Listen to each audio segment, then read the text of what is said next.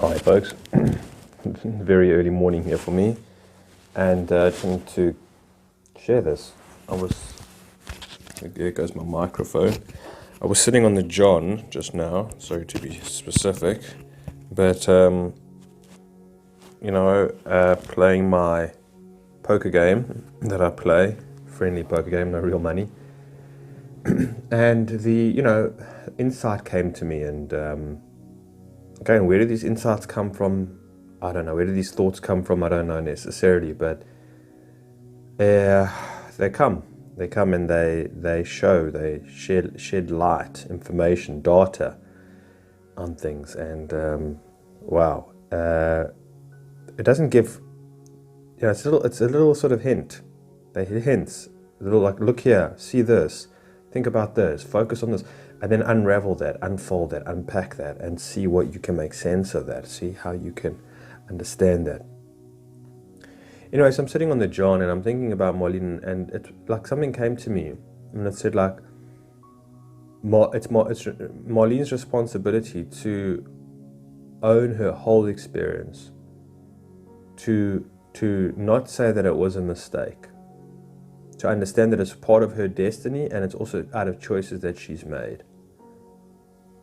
And that is what's required of Marlene. In fact, that's what's required of every single one of us. That just came to me. I thought, what does that mean?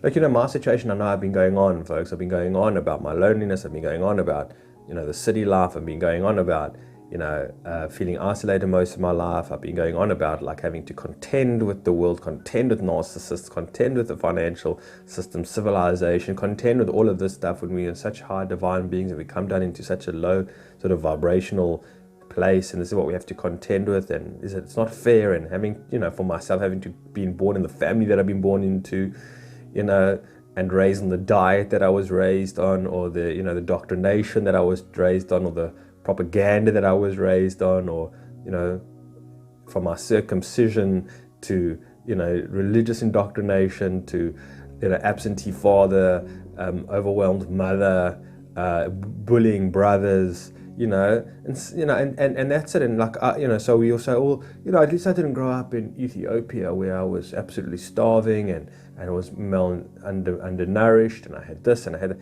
and I had dysentery, and half of my family died, or like I wasn't born in some sort of cattle ranch, or where I don't know, or something like that. You can take it from any angle, because there are people that have had a harder time than you have had, in a way, but that's their experience too. And this is what makes us individuals. This is what makes it very, very intimate, is that you can't look at anybody else's life and say, well, look at that person wasn't better than me. No, you can't.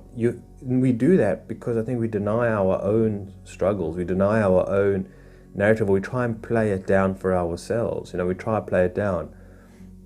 What I'm saying is that I think there comes, one of the responsibilities that we have and what we're required to do is to understand that no matter what our lives have been, is that it's involved struggle, and it's involved suffering, and it's involved compromise, and it's involved life-threatening, situations, and or soul or something or other.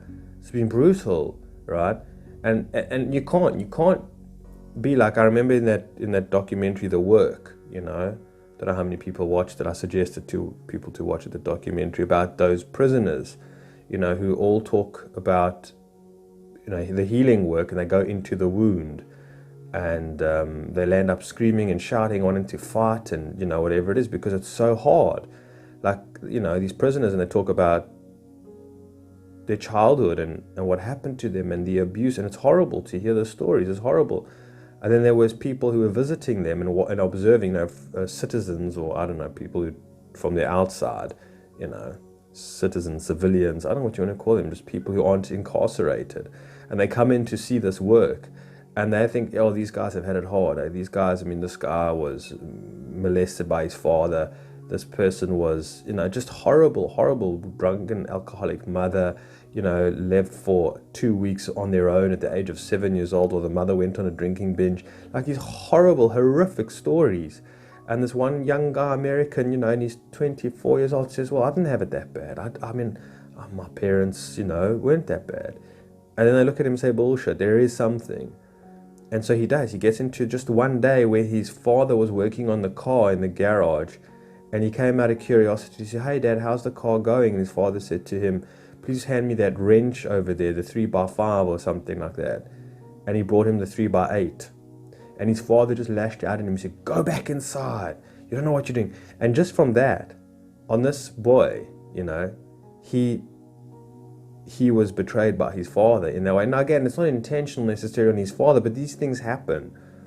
Again, when I speak to, let's say, my brother about my upbringing and his upbringing and my father, he feels like, you're speaking so badly about Dad, like it's so not necessary, being so disrespectful. I say, I'm not.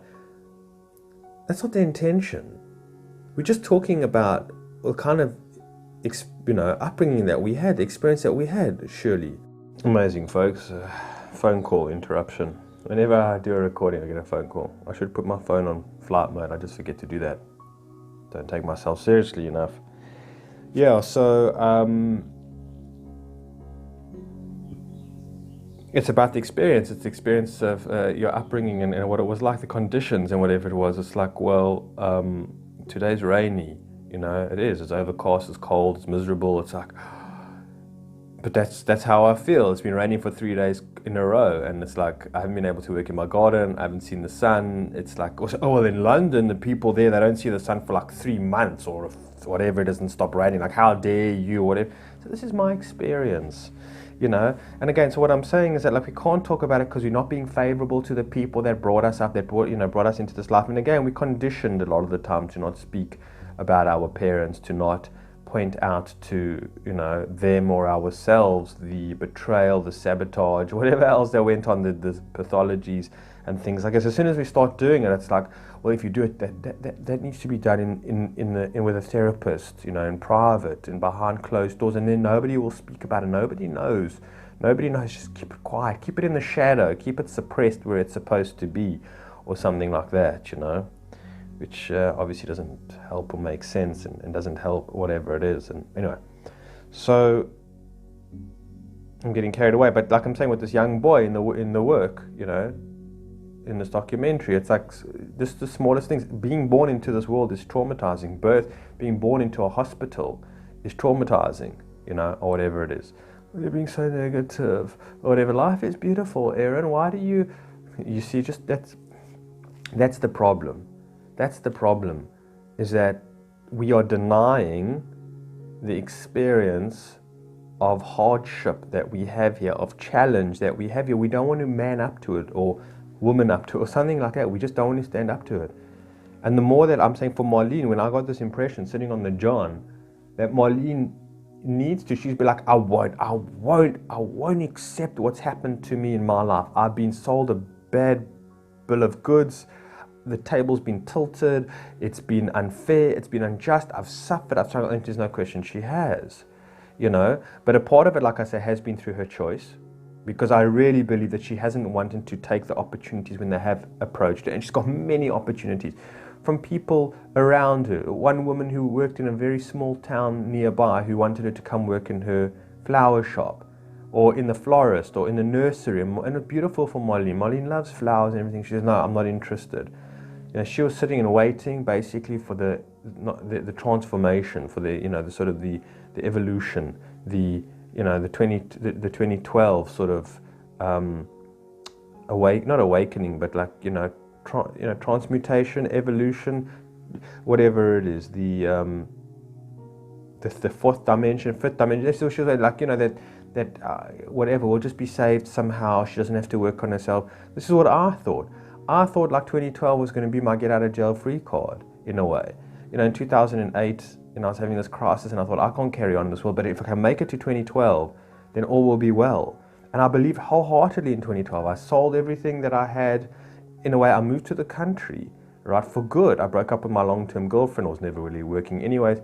And I said, this is it. I'm putting everything into the farm. Putting everything, because about 2012, like all the money that I had, I was spending. I said, it doesn't matter. December 21st, 2012, is going to be a shift. There's going to be a shift of some kind, and we're going to wake up in a different kind of dimension. Problem solved.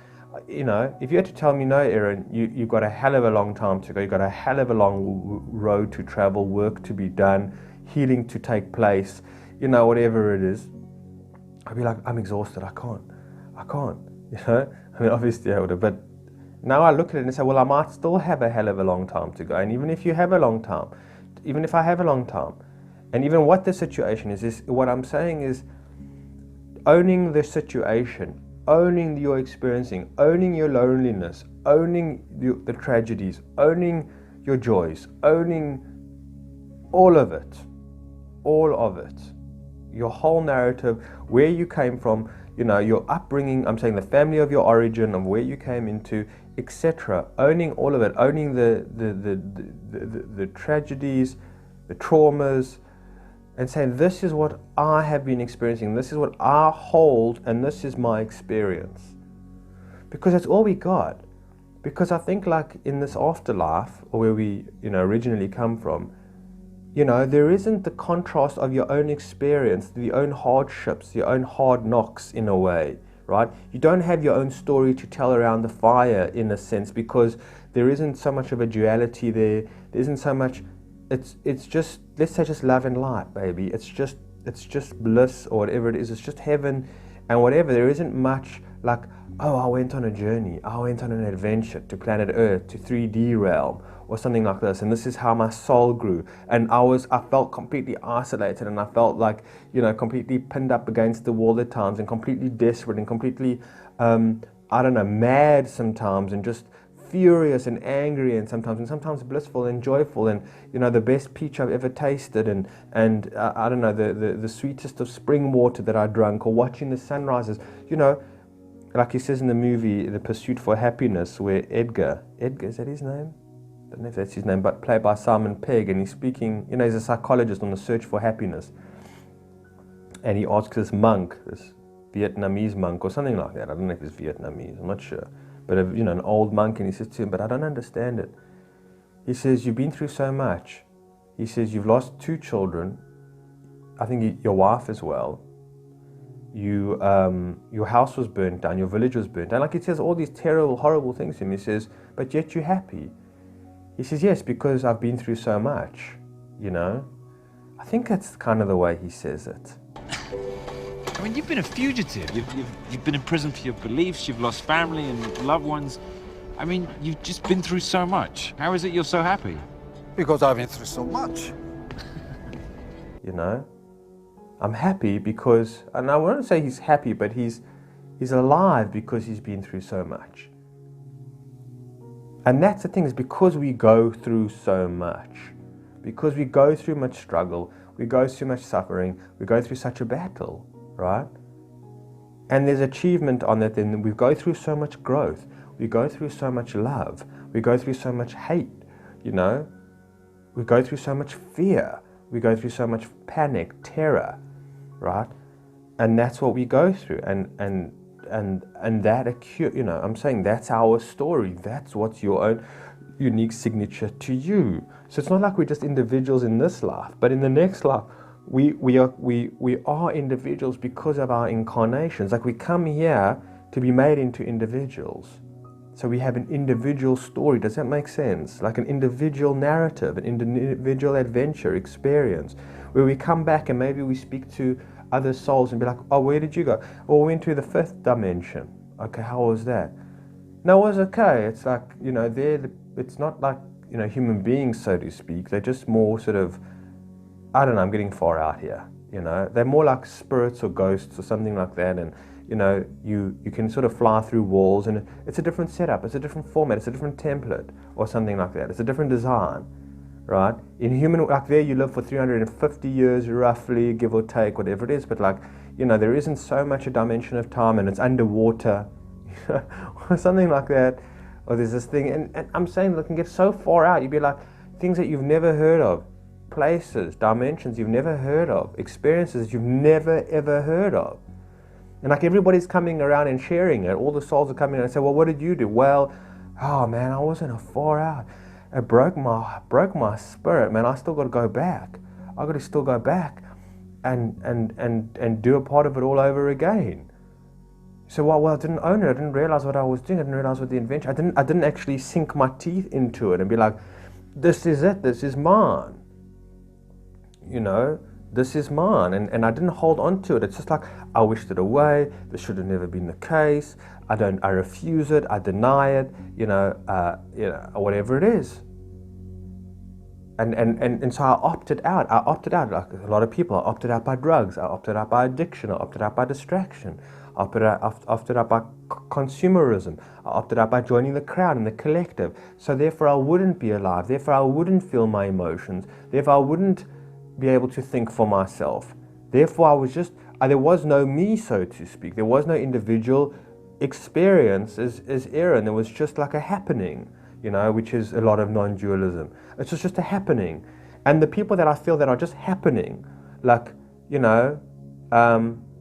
like the ladies that, I put on this accent when I was driving in the car last night, because I was just driving around and, I don't know, this accent came to me. Sometimes in the car I put on accents. And like, this kind of sort of very much a Kim Kardashian type of, like a lot of people that I know, some of my friends of my sister-in-laws, there's just girls that I went to high school, that kind of very, like, very sort of, born with a silver spoon in my mouth, and, if like, I don't know, I don't have network, or a call drops on my cell phone, I go hysterical, type of thing. And it's like, this very sort of nasally, it's very Jewish. I'm Jewish, but that kind of type. And like, I just think about so many people in my life that aren't actually here, or not actually present. Like, they don't actually feel deep emotion. I don't know how to explain this, but sometimes when they use videos, like clips of videos, like let's say somebody's giving a promotion, a video, they're talking about something, and then they'll have like one of these paid clips where you see the person like sort of really pondering and thinking, or really like a woman who's in distress, or they have all these different emotions or something, like inspiring videos, Jim Carrey speaking, and a whole lot of shit sometimes, I'm sorry to say, and how can you say that? And there's this woman or this man or something like that, and they look troubled, or they seem excited, and like that seems more genuine emotion than the people that I know in my life. Like most people, I just don't feel have real genuine emotion. They're very on the surface. It's like this, it's very, very subtle for them. Life is very, very subtle. I went to this guy who sells ganja. He doesn't sell ganja. He's got a shop, and he sells edibles, and he sells oils. It's legal here, whatever it is. And like, so I'm speaking to him, and all he can talk about is the best way to roll a joint. Man, I can roll a joint behind my hand, behind my back. He's not talking about the existential, the psychological, the spiritual aspects of ganja. And I've known this guy, Bruce, for some time, and he's like, dude, I got the best seed you ever got. This seed over here, it's a male. I can tell it's a male. First, you can't tell the sex, but like, completely removed from the spiritual aspect. Like, people smoke. So many people I know smoke, and they've been smoking the whole time, and be like, so what has it taught you? What have you learned? What? I just feel good, man. I just feel irie, man. I put on some Bob Marley. I play GTA. I watch a bit of porn. I get some Cheetos, whatever it is, burritos, McDonald's, and I just enjoy it. I don't like, but what do you, like, what does it teach you? What is its insight? What is it? How do you, no, nothing. Like, absolutely nothing. People have had psychedelic experience, like very, very, a lot of people, like, didn't take away anything, didn't learn anything, like nothing.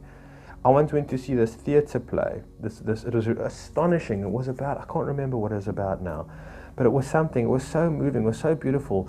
It was it was a musical or something like that. And like, afterwards, I walked away and I had tears in my eyes. Just the beauty, the songs, the talent, the skill, the effort that went into all of this production. I was so marveled at. I was so awed at. I was like I was just so blown away by it.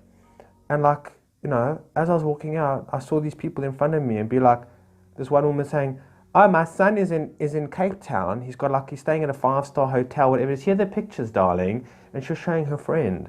And there were other people just on their cell phones and checking their messages and whatever I missed or whatever it was, and be like, people, this was just absolutely mind-blowing. And this was a long time ago. This was probably about 8 years ago. No, it's too far ago. Maybe 2014, 6 years ago.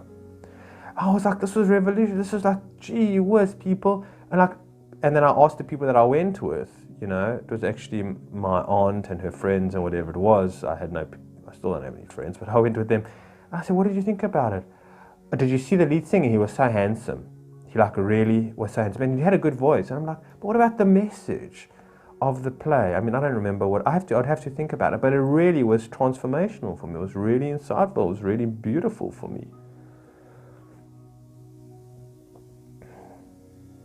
And yet for other people, they just felt nothing. It was just like another play. It was just like, oh, well, you know, maybe for some people I can, you know, put it on my Facebook being like, oh, you know, Sharon attended this play and highly recommends it or something like that. And it's like so superficial, so scary, man. Like, is that what you tapped into? Is that what you took away from it? You know? And so that's what most people are living subpar, or like just on the surface of things. And so, you know, they don't really exist in a sense. And they're having an experience, but it's like they don't own the experience. And that's why sometimes tragedy is terrible. Sometimes tragedy really anchors us into the now, right? Anchors us into the present, into reality, right? Into the body, into what's going on, the actuality of things, right? People are so removed from the actuality of things, from their own direct experience, that tragedy really strikes them down. I mean, I don't want to get too involved here, but a family member of mine, extended family member of mine, when a member of their family passed away, and I saw them at the funeral, for the first time, I really saw them, snotty-nosed, tears coming down, howling. I thought to myself, yes, I see you, I finally see you. A young woman, you know, about 27 years old, you know, and I know her, and usually she's such a doll. She's like, you know, nothing really gets her down, and this too shall pass, and don't worry about it, and, you know, whatever it is, and got a lot of things going on, and having to take the kid to school, and, you know, whatever it is, and just like that kind of lifestyle. And taking nothing from it. But at a funeral, I saw it, and she was present, and she was beautiful in her rawness, snotty-nosed, tears coming down, hair a mess, no makeup on, you know, just whatever, tired. So there you are, so beautiful, because there you are present, there you are alive. So most people aren't alive. And so what am I saying is that we don't want to be alive, or we don't want to own it. It's very, very scary, because essentially when you're owning that you're alive, you also got to own that one day you're going to be dead. Like, most people don't think about death. Most people just kind of, well, you know, if I don't think about it, it will happen, but it's no big deal, and it's just something that people don't talk about it, you know. Or people are very against it, you know, very against aging, you know, very sensitive about it, very sensitive subject. We don't talk about it, you know. We don't talk about it, and we're very, very removed. So people don't want to be alive, and they don't want to actually realize that they're going to die one day, you know. And so it goes, and so it's a bit of a pity, you know, and whatever. And we sugarcoat everything a lot of the time, cherry pick life as well, you know, and you know, wash it over with positivity in a sense, because we're just trying to sort of keep it all at bay, keep all of the sort of the angst, the existential, the mystery, the fear, the, you know, the terror, you know, the yearning, the grief, or whatever it is, the vitality, right, the essence, the rawness, you know, the blood, as the alchemist would say, the blood. We just want to keep that away. It's like we just want to. I'll play my role, and you play your role. You're the father, I'm the mother. This is how we raise our children. This is our script. This is how we're going to raise little Johnny. This is how we're going to, you know, raise little Sharon. And this is the schools they're going to go to. And this is the jobs that they're going to do. And these are you're allowed to be friends. Only, you know, the husband's only allowed to be friends with male friends. You're not allowed to have any female friends, just in case, you know, and I'm only allowed to be friends with my girls and the girls that I went to school with, or whatever it is. And that's it. So scripted and you know, and it's so followed. It's so by rote. These people aren't present. These people are not. They're having an experience, but it's so minute. They're so minute. So they come back again, let's say in another life, and then it hits them even harder, and it's like, oh shit, you know, whatever it is. And it's like, I can't maybe deny this anymore, that I am alive, that I am on this journey, that I am part of something profound, that I am here to have an individual experience, to grow from it. So when I go back to, you know, my source, whatever it is, that I have something to show for myself, that I have something to show for myself.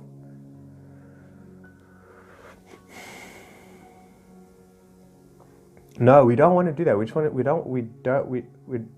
Heaven forbid that we want an individual life, that we want to, see how contrast it is, and how dualistic it is, or whatever it is, and how deep and profound it is. We don't want to know that. If we all hang around together and we all create this matrix, and we all pretend that this doesn't exist, this does exist, this is okay, this is not okay, this is what we talk, and we all have this in agreement, whatever it is, we can keep the mystery at bay. We can keep the spiritual at bay. We can keep the depth at bay. We can keep the underworld at bay. We can keep the shadow at bay. We can keep death at bay. All these unpleasant things. But what will we talk about? We'll talk about fashion. We'll talk about money. We'll talk about sex, right? We'll talk about addictions. We'll talk about drama and who's sleeping with who, and whatever it is. We'll talk about jealousy, envy, lust.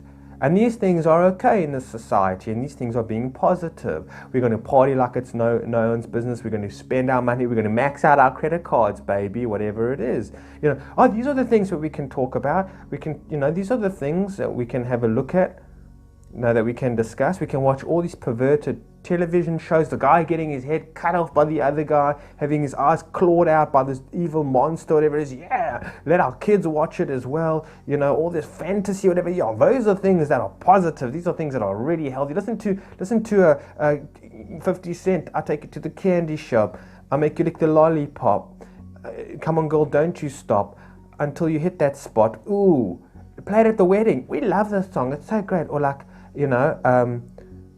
Shaggy, it wasn't me. Like I caught my she caught me butt naked banging on the bedroom door, on the bathroom floor, or something like oh, I love this song, I want to play it at my wedding, or something like that. It's like, but that all of that stuff, oh, that's positive. That's what we can speak about, whatever it is, like whatever. But like, and then all of the other stuff, which is this is negative.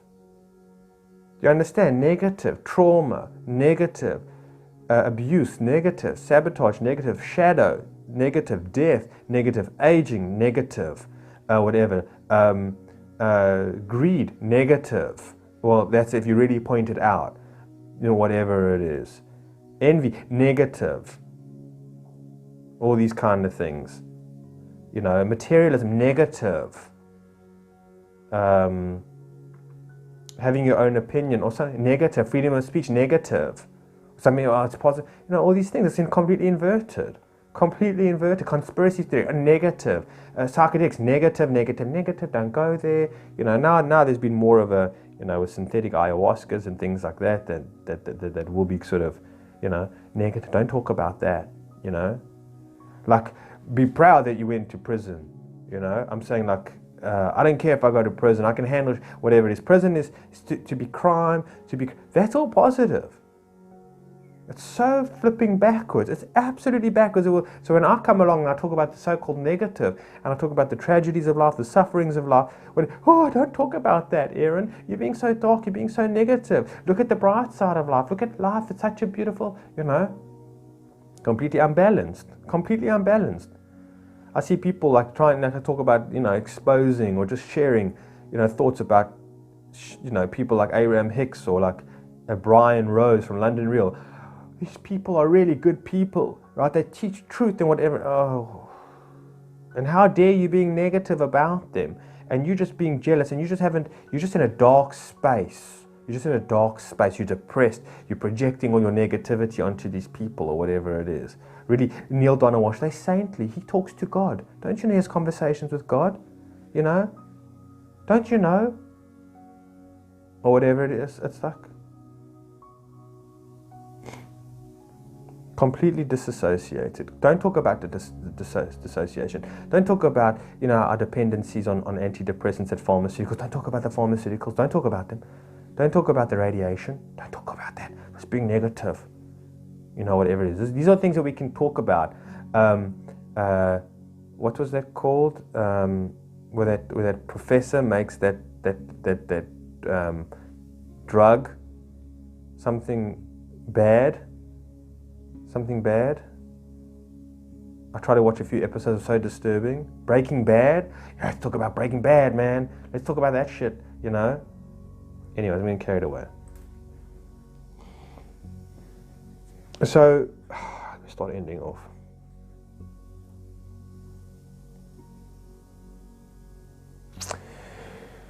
It's about responsibility, taking responsibility for our own lives, our own narratives, our own stories, where we come from. I mean, if really, like Marlene, she'll deny it and she'll justify it, or she'll say, I'll never want to repeat this again, I don't want anything to do with this, I want to be as far away as this from possible, I want to forget about this as much as I possibly can. It's been horrific, it's been unjust, it's been endless suffering. Part of it, I would say, a big part of it is because of her own choice, because she hasn't owned up to it, she hasn't been courageous in her own life. I know that, I've known it for a long time, whatever it is, I've seen it with my own eyes. And a part of it is part of our destiny as well.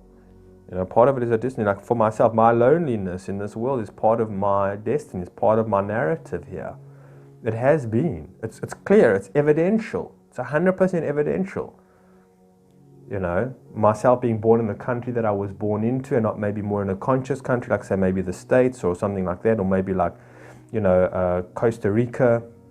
It just seems so cool, or, you know, whatever it is, with people, like so many of the lectures that people give, or the whatever. I can't go to any of these things. I can't. I mean, you know, I can't attend these workshops and whatever it is. There's nothing here in South Africa, but in America it seems like it's dime a dozen, and even in the UK. But I got nothing here.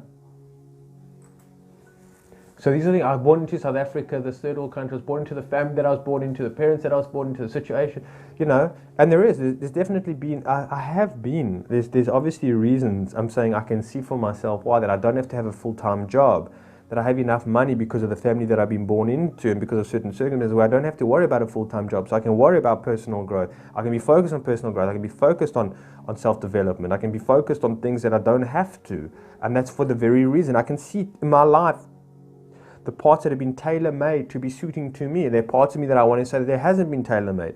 But apparently it's all been tailor-made, and we need to get to that place where we need to say it's all been tailor-made for ourselves. It's very, very hard. I can't do that for anybody else, and no one can do that for me either. I can't understand if I look at somebody who's born without arms, right, or born with blind. I mean, or I could lose a limb, I could lose my sight. It's horrific to think about this. But right now, in this moment, can I take responsibility for so far, so good in my life up till now? And that person who's born, you know, the woman who's born with, you know, I'm saying the child is terribly disabled, and they have to feed the child. Every ounce of food has to be spoon-fed to the child, and the child, you know, is just like, can't even move its limbs, can't go to the toilet, can't relieve itself, and the parent, that's the parent's job and the duty. And it's like, how on earth? I don't know these things. I can't speak for anybody else. I can only speak for myself. And I can't come to anybody in the sensitivity and say, well, this is your dharma, this is your karma, or something like that, whatever it is. I mean, it is, but it's not my place. It's not my place. I can't be insensitive to these people, because for that, maybe they haven't even gotten to that level of acceptance of what it is. So it's not fair to say, oh, well, you're so whatever because you can't accept it. You have to be sensitive, empathy for other people and their struggles or whatever it is. I don't judge Marlene. I'm not judging Marlene and saying, oh, you're weak because you haven't taken the opportunity, you know, to change your circumstances. And I've given you the opportunity, not just I've given you, but so many other people have tried to come to your aid, to come to your assistance, and you haven't taken it, you know. And who's to blame here? So I don't look, and I look at it because I get frustrated with it, and I say, damn it, Marlene, you shouldn't have gotten in such a bad state, because I care for you. I'm not trying to judge and say, oh, you're so weak and you're so pathetic, do me a favor. I'm not looking at anybody like that. It's up to their own, where they find their own courage, their own confidence, you know, their own connectedness, you know, to not be so disassociated, to not be so unattached, to not be so irresponsible of their own lives and whatever's going on. I don't know, it's too hard. I couldn't go through what most people go through. Majority of I couldn't do it, I couldn't face it. But that's not up to me to take responsibility for their life. I got to take responsibility for my own life, right? And it's very, very hard. That's enough. I've worked for my own life for a whole lifetime to take on responsibility for myself, because we don't know what's going to happen. We don't know how things are going to play out. You know how tough it gets, how brutal it gets. You know how vulnerable, exposed we are in a way, and then you got to anything can happen. Jeez, man. So I can only focus on me from that point and take on responsibility for myself. And by me doing that, maybe I can influence and support others from that point of view. But geez. And it gives me every right to piss and moan about my life sometimes. No, it does. Of course it does. But I'm embracing it. I'm integrating it. And that's what I've been doing in my last few videos. Well, this is backdated now. So, I mean, I've done other videos, which I've moved on from the other sort of, the video where I did at the nature reserve, where I was filming the flow of water, the dam.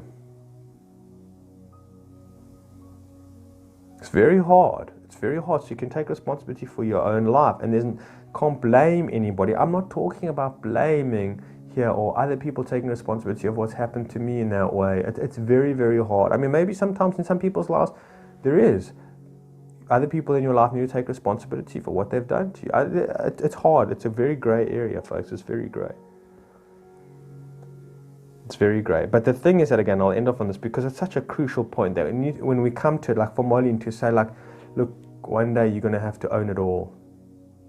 You're going to have to own it all. You can't disassociate from it. You can't deny it all. You've got to really sit, and that's a very, very, very, very severe, painful, critical moment, for herself, because she hasn't thought about this. I don't think she's thought about it. She hasn't focused on this. She'll be like, I hate this. I hate this life. I hate my situation. I deny it. It's got nothing of good to it.